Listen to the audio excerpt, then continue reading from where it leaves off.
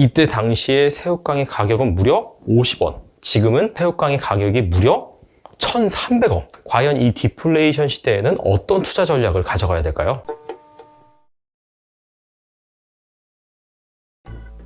안녕하세요. 달란트 투자입니다.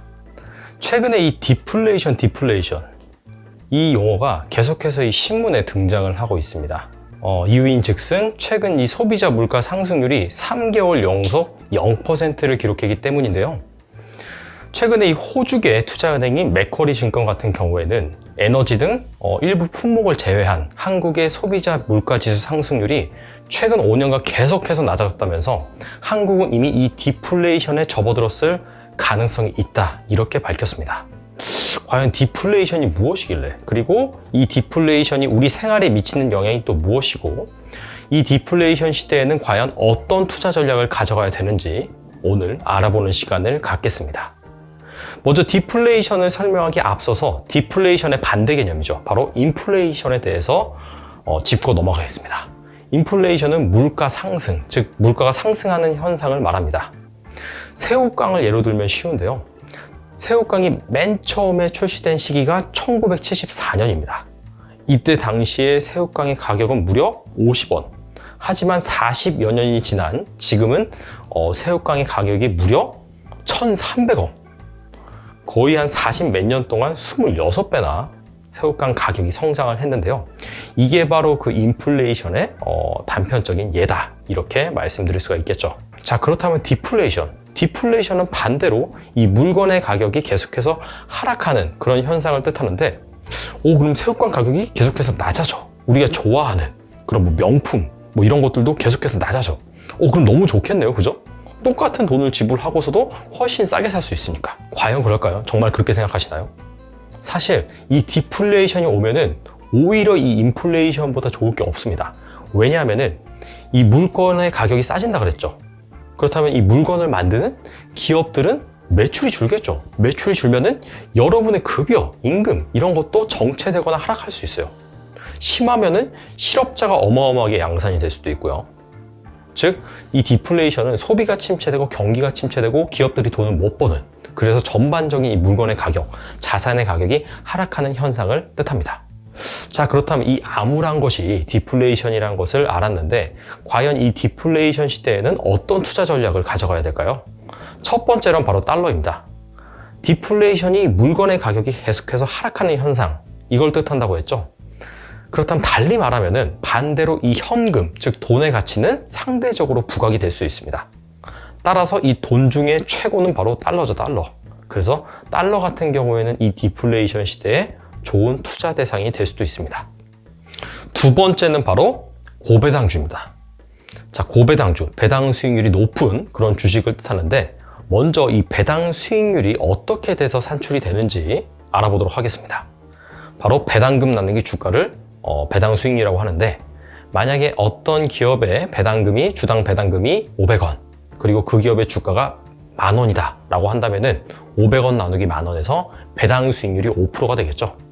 그러면은 이 5%, 배당 수익률이 5%짜리 주식은 과연 고배당주라고 할 수 있을까요? 과거로 한번 돌아가 보겠습니다. 때는 바야흐로 1998년도 IMF 당시, 이때 당시에는 예금 이자율이 무려 20%나 됐어요. 지금 같아서 정말 상상도 할 수 없는 어마어마한 이자율이죠. 자, 예금 이자율이 20%인데 여러분, 고배당주라고 해서 5%짜리 배당 수익률을 주는 주식이 있는데, 과연 이 주식에 투자하실 거예요?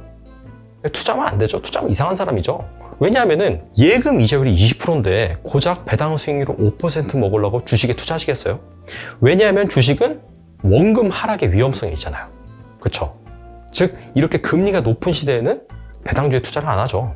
근데 반대로 지금으로 돌아와서 다시 한번 생각을 해볼게요. 지금은 바로 예금 이자율이 1.5%, 제일금융권 기준으로 이것저것 다 붙여도 2%가 안 되더라고요. 자, 그런 상황이에요. 자, 이런 상황에서 근데 어떤 배당주 같은 경우에는 배당 수익률이 무려 5%. 그러면 투자할 만하죠. 예금 이자율의 3배 이상을 주잖아요. 그러다 보니까 원금 손실 가능성이 있다 하더라도 한번 도전해볼 만한 그런 투자 대상이겠죠. 여기에서 알 수 있는 것은 바로 이 배당주의 매력은 상대적으로 결정이 된다. 뭐의 상대적이냐? 바로 금리. 그래서 이 디플레이션 시대에는 성장률이 계속해서 하락하잖아요. 그 얘기는 뭐냐면은 금리도 계속해서 하락한다, 그 뜻이에요.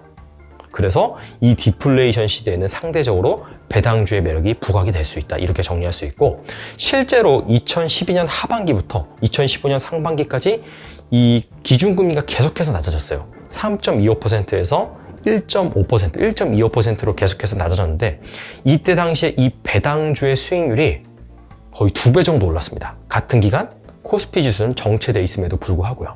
따라서 이 디플레이션 시대가 지속이 되면은 마찬가지로 배당주가 부각이 될 수 있다, 이렇게 말씀드릴 수가 있습니다. 마지막으로는 임대형 부동산입니다. 일본의 잃어버린 10년, 20년, 이게 바로 대표적인 디플레이션의 시대였습니다. 그때 당시에 일본의 부동산 가격도 상당히 많이 하락을 했죠. 따라서 아무리 이 부동산 불패 신화라고 할지라도 디플레이션 시대가 장기화되다 보면은 부동산도 여러분의 자산을 안전하게 지켜줄 그럴 확신이 없습니다. 근데 부동산 중에서 이 임대형 부동산 같은 경우에는 얘기가 다를 수가 있어요. 임대형 부동산이 무엇이냐? 건물주. 여러분이 건물주가 되면 괜찮다, 이런 말이에요. 자, 왜 이 임대형 부동산이 디플레이션 시대에 매력적이냐라고 한다면 두 가지가 있는데, 첫 번째로는 부동산 가격이 떨어진다 하더라도 이 월세는 잘 내려가지 않는 그런 특징이 있습니다.